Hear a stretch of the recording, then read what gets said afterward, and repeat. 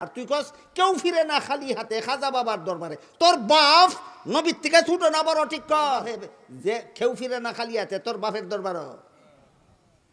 তোর বাপ নবীর থেকে ছুটো না বড়। আপনারা কি আমার কথা বুঝেন? কি বুঝছেন? নবী চাইতেছে না আবু তালিব জাহান্নাম থেকে বাঁচুক। আল্লাহ বললেন বাঁচাইব না আমি। নবী নবী নবী যা চাইছিলেন আল্লাহ তা দিলেন। তোর নবী যেটা চাইছে আল্লাহ দিছে না। আর তুই কস কেউ ফিরে না খালি হাতে খাজা বাবার দরবারে। তোর বাপ নবীর থেকে ছুটো না বড় ঠিক কর। ইসলামী আকিদা সংরক্ষণ খালি নাম দিলে হইব না? ইসলামী আকিদা বুঝন লাগবো, মানন লাগবো। তাইলে কাদ্যানীরা যেমন ইসলামের নামে কুফুরি মতবাদ পোষণ করে, ভণ্ড মাজার পূজারীর দল ইসলামের নামে মারিফতের নামে কুফুরি মতবাদ পোষণ করে। আল্লাহ বলেন সাবধান, আকিমুদ্দিন, ইসলামের নামে কুফুরি মতবাদ পোষণ করবে না, ইসলামের বিশুদ্ধ মতবাদ সংরক্ষণ করো। কেউ ফিরে না খালি হাতে খাজা তোমার দরবারে। এই বন্ডামি বেঈমানি কুফুরি গান কয় তো কয়ই, আপত্তি জানাইলে আবার ব্যাখ্যা করে এটারে শুধু বানাইলায়। এমন ব্যাখ্যা চিনে মাজার পূজারি বন্ডের দল, কেমন ব্যাখ্যা চিনে আপনাদের এক দুইটা কিচ্ছা কইয়া বুঝাই। এক হিন্দু গেছে টাউন, যা দেখে রাস্তার পাশে ফুটপাতে বইয়া এক লোকে মানুষের ভাগ্য গণে, আছে না এরকম? ভাগ্য গণ্যা কইয়া দেয় তোমার কপাল কি সুখ আছে না দুঃখ আছে এগুলি কইয়া দেয়।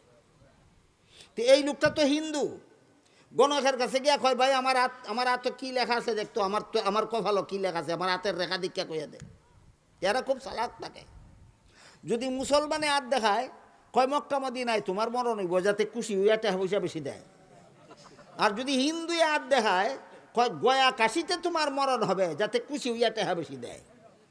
মুসলমানের যেমন মক্কা মদিনা পবিত্র স্থান, হিন্দুদের গয়া আর কাশিও পবিত্র স্থান। এই লোকটা যেহেতু হিন্দু এই কারণে হাত দেখাইছে, কয় তোর কপাল বালারে কি, কয় গয়া কাশিতে তোর মরণ হবে। খুশি করে দিছে, ইচ্ছা মতো পকেট বুড়ে টেহা দিয়া আয় পড়ছে। বাড়িতে দেখে তার বিরুদ্ধে ফাঁসির মিথ্যা মামলার আসামি সে, ফাঁসির হুকুম হইয়া গেছে। হাকিমে জিজ্ঞাসা করে দুনিয়াতে তোর কোনো আফসোস আছে, আর তু আকাঙ্ক্ষা আছে? কয় আছে। কি? কয় গণকরে জিজ্ঞাসা করতাম, হে কইছিল কি আর হইল কি? গণকে কি কইছিল? কাশিতে মরণ হবে। আমার দিখন ফাঁসি হয়ে গেল গা, গয়াও গেলাম না, কাশিও গেলাম না, এখন দি ফাঁসি হয়ে গেছে গা। গণ খায় কইল কি আর হইল কি জিজ্ঞাসা করতাম, আর কোনো আফসোস নাই দুনিয়াতে। পুলিশের ফাহারা দিয়ে আল্লাহ এরে ফাটাইছে, এই ম্যাজিস্ট্রেটে তারে ফাটাইছে ওই গণকের কাছে। দেখো এই মেয়ে তুমি কইলা কাশিতে আমার মরণ হবে, গয়াও গেলাম না, কাশিও গেলাম না, আমার যখন ফাঁসির হুকুম হয়ে গেছে তুমি কইলা কি আর হইল কি? কয় আমার গণা ঠিক আছে। কয় কেমনে ঠিক আছে? কয় কয়ের কেল্লা হইয়া গেছে গা। কয়ের কেল্লা হইয়া বলেন বলে কিয়া কয়ের মধ্যে একটা কেল্লা দেওয়ান লাগেনি? এটা বয়ের সাথে সংযুক্ত থাকলে কয়, আর এটার কেল্লার মধ্যে আর বয়ের সাথে ফাঁ হইয়া গেলে কি হয়? ফ হয়। গণকে কয় আমার গণা ঠিক আছে, শুধু কয়ের কেল্লা ফাঁ হইয়া ফ হইয়া গেছে, কাশি ফাঁসি হইয়া গেছে গা, আমার গণা ঠিক আছে। বেহায়ার বেহায়া, এর পরেও তোর গলা ঠিক আছে। এই বেহায়ার যেমন কাশি ফাঁসি হইয়া গেলে ও তার কথা ঠিক থাকে, ঠিক তেমনিভাবে ভণ্ড মাজার পূজারীদের এতগুলি কুফুরির কথা কইলেও কয় আবার কথা ঠিক আছে।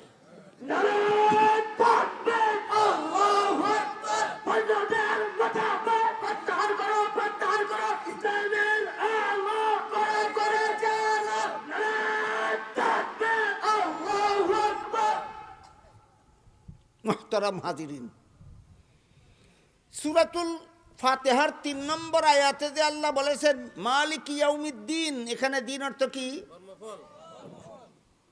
সূরা আলে ইমরানের ৮৫ নম্বর আয়াতে যে আল্লাহ বলেছেন ইসলাম ছাড়া আর কোনো ধর্ম আল্লাহর কাছে গ্রহণযোগ্য নয়, এখানে ধর্ম বুঝাইতে কোন শব্দ ব্যবহার করেছেন?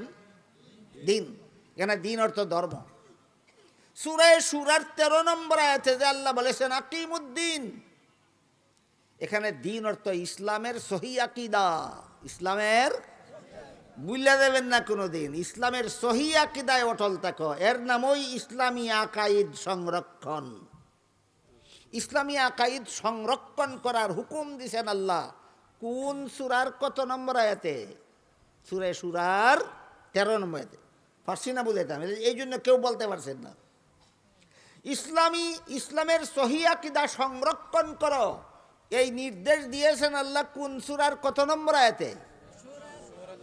সূরা শুরার 13 নম্বর আয়াতে। আয়াত হলো আকিমুদ্দিন, ইসলামের সহি আকীদায় অটল থাকো, ইসলামের সহি আকীদায় অটল থাকো। ইসলামের নামে ভণ্ডামি করবা না, মারিফতের নামে ভণ্ডামি করবা না, ইসলামের নামে বেঈমানি করবা না, ইসলামের নামে কুফরি আকীদা পোষণ করবা না। তো ইসলামের নামে কুফরি করে একদল কাদিয়ানি, ইসলামের নামে কুফরি করে আরেক দল ভণ্ড মাজার পূজারি। মাজার পূজারি ইসলামের নামে কি পরিমাণ কুফরি আকীদা পোষণ করে, একটা গানের 2-3টা লাইনের মধ্যে দেখাইলাম আপনারা। আল্লাহর দন রসুলরে দিয়া আল্লাহ গেল গাইবিয়া, রসুলের দন খাজায় ফেইয়া বসল গিয়া আজমিরে, কেউ ফিরে না খালিয়াতে, খাজা তোমার দরবারে। বলুন রসুল চাইছিলেন কিনা আবু তালিব জাহান্নাম থেকে বাঁচুক? আল্লাহ কি বলছিলেন? এইটা আমি দিব না। রসুলেও চাইয়া ভাইছে না, তোর বাপে চাইয়া, তোর বাপের কাছে চাইলে ভাইব, তোর বাপ রসুল থেকে ছোট না বড়?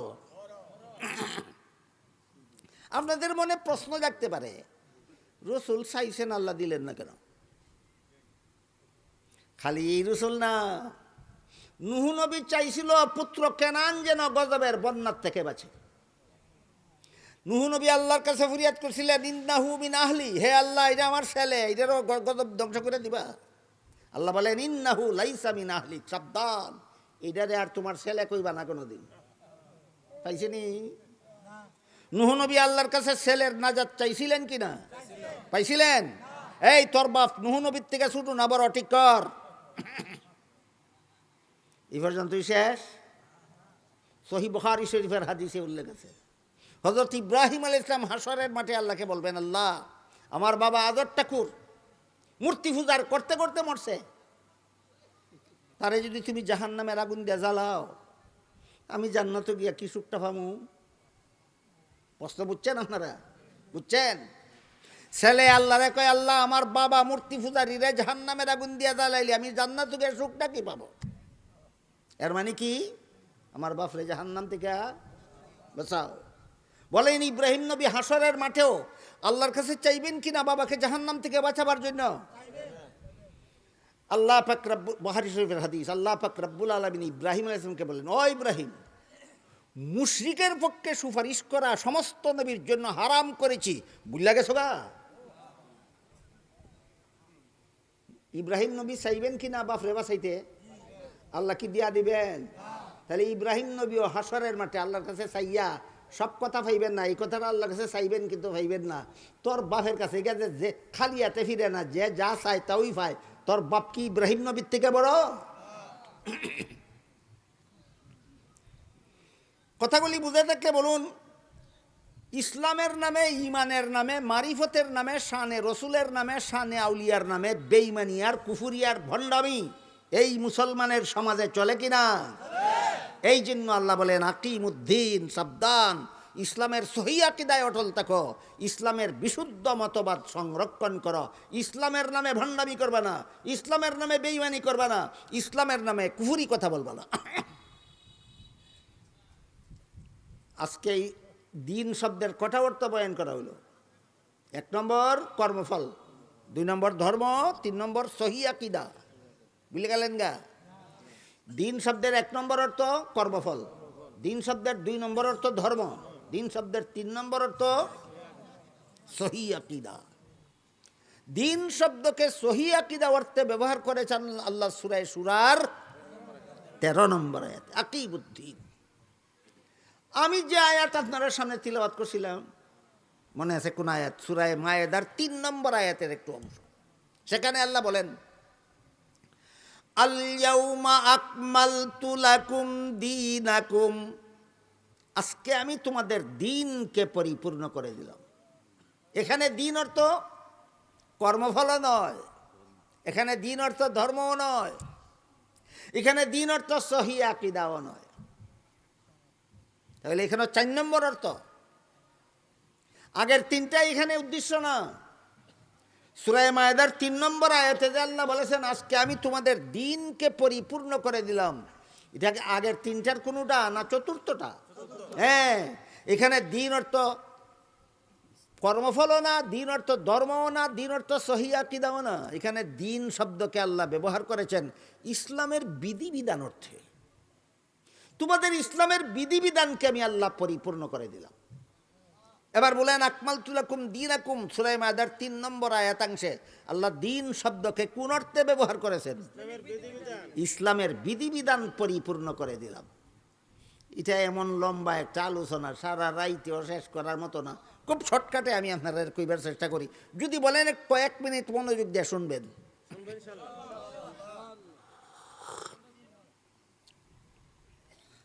ইসলামের বিধিবিধান আল্লাহ পাক রব্বুল আলামিন পরিপূর্ণ করে দিয়েছেন 4 ভাবে। একভাবে না 4 ভাবে। 4 ঠিকানায় আছে ইসলামের যাবতীয় বিধিবিধান। ইসলামের কিছু বিধিবিধান 1 নম্বর ঠিকানায় পাওয়া যাবে, ইসলামের আর কিছু বিধিবিধান 2 নম্বর ঠিকানায় পাওয়া যাবে, ইসলামের আর কিছু বিধিবিধান 3 নম্বর ঠিকানায় পাওয়া যাবে, ইসলামের আর কিছু বিধিবিধান 4 নম্বর ঠিকানায় পাওয়া যাবে। 4 ঠিকানায় আল্লাহ ইসলামের বিধিবিধানকে পরিপূর্ণ করে দিয়েছেন। এবার বলুন ইসলামের বিধিবিধান কত ঠিকানা মতে পরিপূর্ণ? 4 ঠিকানা। 4 ঠিকানার বিবরণ দিয়েছেন আল্লাহ সূরা নিসার 59 নম্বর আয়াতে। সেখানে আল্লাহ বলেন ইয়া আইয়ুহাল্লাযীনা আমানু আতিউল্লাহ ওয়া আতিউর রাসূলা ওয়া উলিল আমরি মিনকুম ফাইন তানাযাতুম ফি শাইইন ফারুদ্দুহু ইলাল্লাহি ওয়ার রাসূল। আয়াতের তর্জমা কইরা, তফসির কইরা, ব্যাখ্যা কইরা, ঠিকানা 4টা বাইর কইরা আপনারা সামনে তুলতে লম্বা সময় লাগবে। আমি এই লম্বা সময় কাটাইতে চাই না। এই 4টা ঠিকানা এই আয়াতের ব্যাখ্যায় তফসিরে কবিরে আল্লামা ইমাম ফখরুদ্দিন রাজি রহমতুল্লাহ আলাইহি যা লেখছেন তার সারমর্মটা শুধু আমি আপনাদের সামনে তুলে ধরি। ইসলামের বিধিবিধানের প্রথম ঠিকানা হলো কোরআন। ইসলামের কিছু বিধিবিধান কোরআনেই পাইবা তোমরা। যেমন রমজান মাসে রোজা রাখা ফরজ, ইসলামের এই বিধান কোরআনেই আছে। রমজান মাসে রোজা রাখা ফরজ, ইসলামের বিধানটা কোথায় আছে? তাহলে এই বিধানটা কত নম্বর ঠিকানায় পাইলাম? 1 নম্বর ঠিকানায়। কিন্তু রমজানে কতদিন রোজা রাখা ফরজ, রোজার সংখ্যা কোরআনে নাই। রোজার সংখ্যা কোরআনে নাই। তাই হাদিস শরীফে আল্লাহ রাসূল বলে দিয়েছেন যেই বছর রমজান মাসের 29 তারিখ বিকালবেলা ঈদের চাঁদ দেখা যাবে সেই বছর 29 দিন রোজা রাখা ফরজ হবে। আর যেই বছর রমজান মাসের 29 তারিখ বিকালবেলা ঈদের চাঁদ দেখা যাবে না সেই বছর 30 দিন রোজা রাখা ফরজ হবে। কোন বছর 29 রোজা ফরজ আর কোন বছর 30 রোজা ফরজ, এই বিধান পাইলাম কোথায়? এটা হইল ইসলামের বিধানের 2 নম্বর ঠিকানা। ইসলামী বিধানের 2 নম্বর ঠিকানা। আর কিছু বিধান এমন আছে তোমরা ডাইরেক্ট কোরআনেও খুঁজা হইতা না, সরাসরি হাদিসেও খুঁজা হইতা না। তবে কোরআন হাদিসে এগুলি বাইর করার ব্যবস্থা দেওয়া আছে। সরাসরি বিধান দেওয়া আছে না বিধান বাইর করার ব্যবস্থা দেওয়া আছে? ব্যবস্থাটা কি? এই ব্যবস্থাটা দিয়েছেন আল্লাহ সূরা নিসার 83 নম্বর আয়াত। সেখানে আল্লাহ বলে দিয়েছেন যেসব বিষয়ের বিধান কোরআনেও খুঁজা পাও না, হাদিসেও খুঁজা পাও না, এই বিধানগুলি কোরআন হাদিসের আলোকে গবেষণা কইরা বাইর করার জন্য আমি আল্লাহ একদল মানুষের হাতে দায়িত্ব দিলাম, তোমরা কোরআন হাদিসের আলোকে খুঁজে বাইর করো। যেমন বর্তমান দুনিয়ার যেখানে যেখানে মুসলমান আছে সেখানেই মসজিদে মাইকে আজান দেওয়া হয়, অনেক সময় মাইকে একামতও দেওয়া হয়, জমাত বড় হইলে মাইকে নামাজও পড়া হয়। মাইকে আজান দেওয়া, মাইকে একামত দেওয়া, মাইকে নামাজ পড়া, মাইকে ইসলামী সম্মেলন করা জায়েজ না না জায়েজ, এই প্রশ্নের জবাব কোরআনের কোনো আয়াতেও নাই, রসুলের কোনো হাদিসেও নাই। এখন কি করবেন? 83 নম্বর আয়াতে আল্লাহ বলছেন, একদল মানুষের দায়িত্ব দিছে, এরা কুজ্জা বাইর কইরা তোমরা কইয়া দেব, মন গড়া ভাবে না কোরআন হাদিসের আলোকে? কোরআন হাদিসের আলোকে যারা কুজ্জা বাইর করেন, কোরআন হাদিসের আলোকে যারা এই জাতীয় বিধানগুলি খুঁজা বাইর করেন, এদেরকেই কোরআন হাদিসের ভাষায় মুস্তাহিদিন বলা হয়। শিক্ষিতরা বুঝলে মুস্তাহিদিন কারে কয়, আর যারা অশিক্ষিত এরা মজাবের ইমাম কইলেই সহজে বুঝে। খুঁজা যারা বাইর করেন এরাই মজহাবের ইমামগণ। হানাফি মজাবের ইমামের নাম ইমাম আবু হানিফা রহমতুল্লাহ আলী, শাফি মজাবের ইমামের নাম ইমাম শাফিঈ রহমতুল্লাহ আলী, মালিকি মজাবের ইমামের নাম ইমাম মালিক রহমতুল্লাহ আলী, হাম্বলি মজাবের ইমামের নাম ইমাম আহমদ বিন হাম্বল রহমতুল্লাহ আলী। এই এদের হাতে আল্লাহ দায়িত্ব দিয়েছেন, খুঁজা বাইর করো। সাহাবাদের মধ্যে এইরকম 150 লোক ছিলেন যারা খুঁজা বাইর করতে পারতেন। সাহাবাদের মধ্যে এমন কতজন ছিলেন? বর্তমান দুনিয়াতে মাত্র 4 জনের খুঁজা বাইর করা বিধান মতো সারা দুনিয়ার মুসলমান চলে। এরা সবে যদি ঐক্যবদ্ধ সমাধান বাইর করে দেয়, তাহলে এইটাকে আল্লাহ রসুল অগ্রিম বলে গেছেন উম্মতের ইজমা। উম্মতের ইজমা, 4 মাযহাবের 4 ইমাম যদি ঐক্যবদ্ধভাবে একটা সমাধান বাইর করে দেয়, তাহলে হাদিস শরীফে আল্লাহ রসুল বলেছেন, ইন্নাল্লাহা লা ইয়াজমাউ উম্মতি আও ক্বালা উম্মাতা মুহাম্মাদিন সাল্লাল্লাহু আলাইহি ওয়াসাল্লামা আলা দালালাতিন আবাদা। আমার এই সমস্ত আমার উম্মতের মুস্তাহিদগণ ঐক্যবদ্ধভাবে যে সমাধান বের করে দিবে, এটা আল্লাহর কাছে শতকরা 100% নির্ভুল ইসলামী বিধান বলে গণ্য হবে। তাহলে ইসলামের বিধান পাওয়া যাওয়ার 3 নম্বর ঠিকানা হইল ইমামগণের ঐক্যবদ্ধ সিদ্ধান্ত। মযহাবের ইমামগণের ঐক্যবদ্ধ সিদ্ধান্ত। এমন একটা সিদ্ধান্তের উদাহরণ হইল 4 মাযহাবের ইমাম ঐক্যবদ্ধ সিদ্ধান্ত দিয়েছেন তারাবির নামাজ 20 রাকাতের কম নয়। 4 মাযহাবের ইমামের ঐক্যবদ্ধ সিদ্ধান্ত তারাবির নামাজ 20 রাকাতের কম নয়। সুতরাং যারা 20 রাকাতের কম পড়ে এরার কোনো ঠিকানা নাই। যারা 4 রাকাতের 20 রাকাতের কম তারাবি পড়ে এরার ইসলামের বিধানের কোনো ঠিকানা নাই। এরা কোরআন হাদিস থেকে ইসলামের কথা বলে না, এরা আরেকটা কিতাব থেকে বলে ইসলামের কথা। কিতাবটার নাম মন গড়াতুল কিতাব। কিতাবটার নাম মন গড়াতুল কিতাব থেকে বলে তারাবি 8 রাকাত। কথা বুঝছেন? ইসলামের বিধান পাওয়ার 1 নম্বর ঠিকানা আল্লাহর কোরআন, 2 নম্বর ঠিকানা রসুলের হাদিস, 3 নম্বর ঠিকানা ইমামগণের ঐক্যবদ্ধ সিদ্ধান্ত। 3 নম্বর ঠিকানা কি? ইমামগণের ঐক্যবদ্ধ সিদ্ধান্ত। 4 নম্বর ঠিকানা হলো ঐক্যবদ্ধ না, ভিন্ন ভিন্ন ইমামে ভিন্ন ভিন্ন সিদ্ধান্ত দিচ্ছেন। ভিন্ন ভিন্ন ইমামে ভিন্ন ভিন্ন সিদ্ধান্ত দিচ্ছেন। এই রকম সিদ্ধান্তগুলিকেই মযহাব বলা হয়। ইমাম আবু হানিফা দিয়েছেন এক সিদ্ধান্ত, এটা হানাফি মযহাবের সিদ্ধান্ত।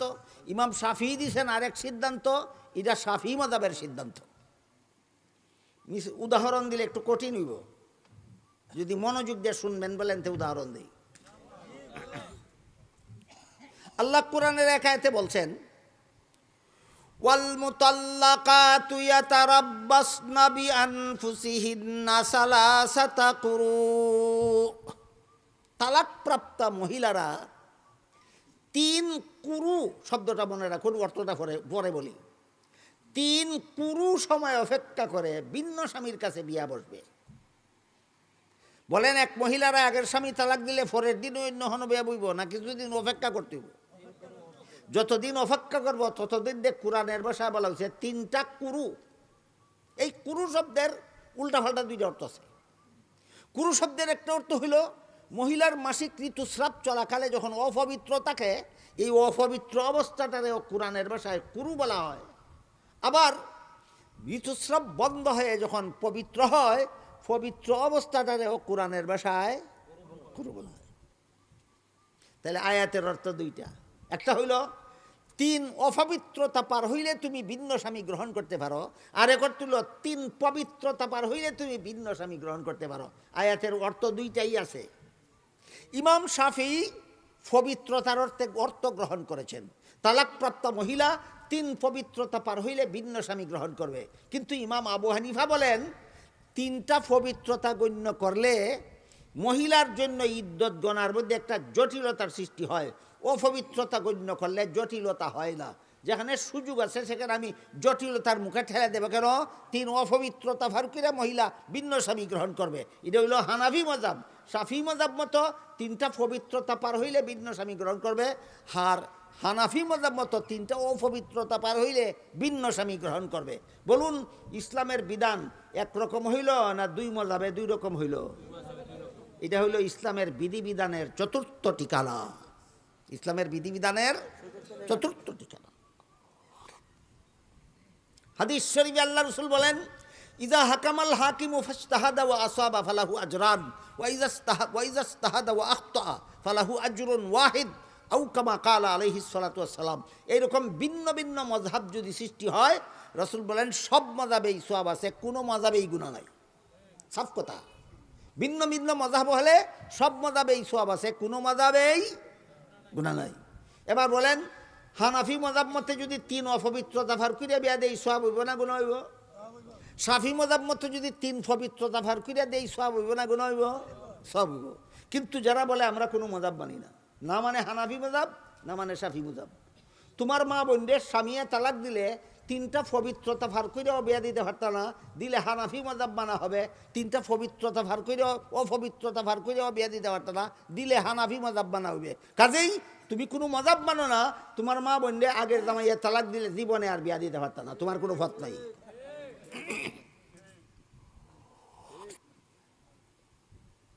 যারা মযহাব মানে না এদের জন্য কোরআন হাদিস মানার কোনো পথ নাই।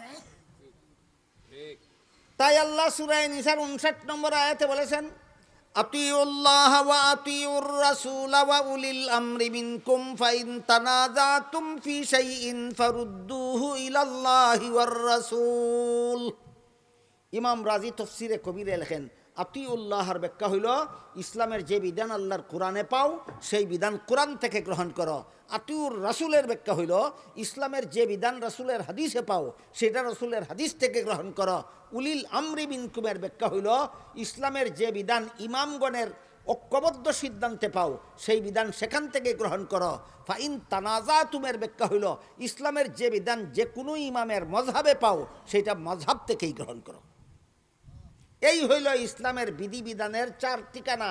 প্রথম ঠিকানার নাম আল্লাহর কোরআন, দ্বিতীয় ঠিকানার নাম রাসূলের হাদিস, তৃতীয় ঠিকানার নাম মযহাবের ইমামগণের ঐক্যবদ্ধ সিদ্ধান্ত, যেটাকে রাসূলের হাদিসের ভাষায় উম্মতের ইজমা বলা হয়েছে। আর 4 নম্বর ঠিকানা হইল কোনো না কোনো ইমামের মযহাবে পাইবা। ইসলামের কিছু বিধান কোরআনে পাইবা, কিছু বিধান হাদিসে পাইবা, কিছু বিধান উম্মতের ইজমায় পাইবা, কিছু বিধান ইমামের মযহাবে পাইবা। এর বাইরে ইসলামের কোনো বিধান নেই। কাজেই ইসলামের নামে এমন কাজ করে যদি যেই কাজ কোরআনে নাই, যেই কাজের কথা হাদিসে নাই, যেই কাজের কথা ইমামগণের ঐক্যবদ্ধ সিদ্ধান্তে নাই, যেই কাজের কথা চার মযহাবের কোনো একটা মযহাবে নাই, এইটার নাম বেদাত। সাবধান, ইসলাম পালনের নামে বেদাত করবা না। সহজ উদাহরণ দুইটা। 1 নম্বর, জানাজার সালাম ফিরাবার পর সম্মিলিতভাবে মুনাজাত করার বিধান কোরআনে নাই, হাদিসে নাই, উম্মতের ইজমায় নাই, কোনো ইমামের মযহাবে নাই, সুতরাং এটা বেদাত। আজান শুরু করার আগে দুরূদ শরীফ পড়া না কোরআনে আছে, না হাদিসে আছে, না উম্মতের ইজমায় আছে, না কোনো ইমামের মযহাবে আছে, সুতরাং আজান শুরু করার আগে দুরূদ পড়া বিদআত।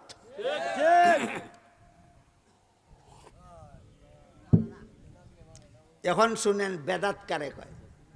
হাদিস শরীফে রাসূল করিম সাল্লাল্লাহু আলাইহি ওয়াসাল্লাম বলেন, ইয়াকুম ওয়া মুহদাসাতিল উমুর ফাইন্না কুল্লা মুহদাসাতিন বিদআতুন ওয়া কুল্লা বিদআতিন দালালা ওয়া কুল্লা দালালাতিন ফিন্নার আও কামা ক্বালা আলাইহিস সালাতু ওয়াস সালাম। সাবধান আমার উম্মত মুসলমানেরা, ইসলামের নামে কোনো কাজ যদি করতে চাও 4 ঠিকানা আছে কিনা আগে দেখো।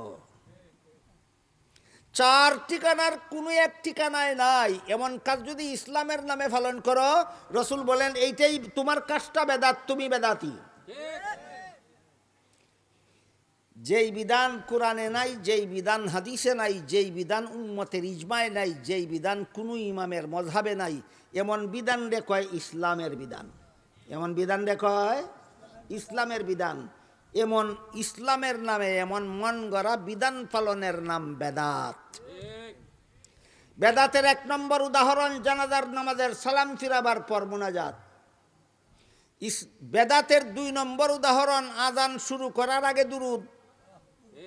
বেদাতের 3 নম্বর উদাহরণ 12ই রবিউল আউয়ালে জশ্নে জুলুসে ঈদে মিলাদুন্নবী। না আছে কোরআনে, না আছে হাদিসে, না আছে উম্মতের ইজমায়, না আছে কোনো ইমামের মযহাবে। আজকের থেকে মনে রাখবেন, ইসলামের নামে কোন কাজ বেদাত? যে কাজ 4 ঠিকানার কোনো এক ঠিকানায় নাই। বলে দেবেন কেন, মনে রাখতে পারবেন।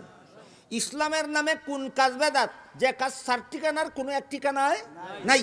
4 ঠিকানা আল্লাহ কোন সূরার কত নম্বর আয়াতে ঠিক করে দিয়েছেন? সূরা নিসার 59 নম্বর আয়াতে। প্রথম ঠিকানার নাম আল্লাহর কোরআন, দ্বিতীয় ঠিকানার নাম রাসূলের হাদিস, তৃতীয় ঠিকানার নাম উম্মতের ইজমা, চতুর্থ ঠিকানার নাম ইমামগণের মযহাব।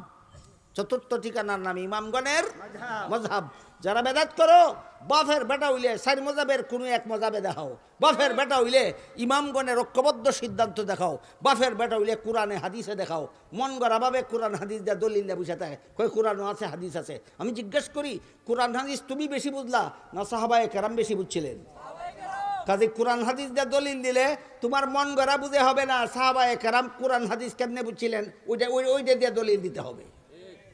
সাহাবায়ে কেরাম জানাজার নামাজের সালাম ফিরাই মুনাজাত করছেন না, তুমি মন গড়া কোরআনের আয়াত ধরে দিলে দলিল হইতো না। সাহাবায়ে কেরাম আজানের আগে দুরূদ শরীফ পড়ছেন না, তুমি মন গড়াভাবে কোরআনের আয়াতের রেফারেন্স দিলে কোনো কাজ হইতো না।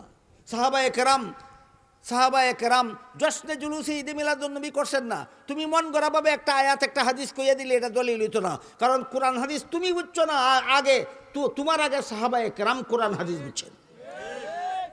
এই জন্য আপনাদের মনে রাখতে হবে, কোন কাজের নাম বেদাত? ইসলামের নামে যে কাজ করা হয় অথচ 4 ঠিকানার কোনো ঠিকানায় নাই। কোরআনে নাই, হাদিসে নাই, উম্মতের ইজমায় নাই, ইমামগণের মযহাবে নাই, এমন কাজ ইসলামের নামে করার নাম বেদাত। এই সমস্ত বেদাতের 1 নম্বর উদাহরণ জানাজার পরে মুনাজাত, 2 নম্বর উদাহরণ আজানের আগে দুরুদ, 3 নম্বর উদাহরণ জশ্নে জুলুসে ঈদে মিলাদুন্নবী, 4 নম্বর উদাহরণ মহাপবিত্র উরুস মুবারক। বেদাতের 4 নম্বর উদাহরণ মহাপবিত্র উরুস মুবারক। কোরআনের কোনো আয়াতে নাই, নবীর কোনো হাদিসে নাই, উম্মতের ইজমায় নাই, 4 ইমামের কোনো ইমামের মযহাবে নাই। আবারও বলুন, বেদাত কারে কয় মনে থাকবেন? কারে কয়?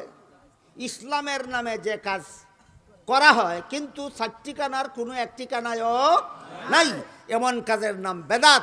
এই ব্যাপারে হাদিস শরীফে রাসূল বলেন, ইয়াকুম ওয়া মুহদাসাতিল উমুর ফাইন্না কুল্লা মুহদাসাতিন বিদআতুন ওয়া কুল্লা বিদআতিন দালালা ওয়া কুল্লা দালালাতিন ফিন্নার। 4 ঠিকানায় পাওয়া যায় না এমন কাজ যদি ইসলামের নামে করো, তুমি জান্নাতের পথ হারাইবা। জান্নাতের পথ হারাইলে তোমাকে জাহান্নামে যেতেই হবে।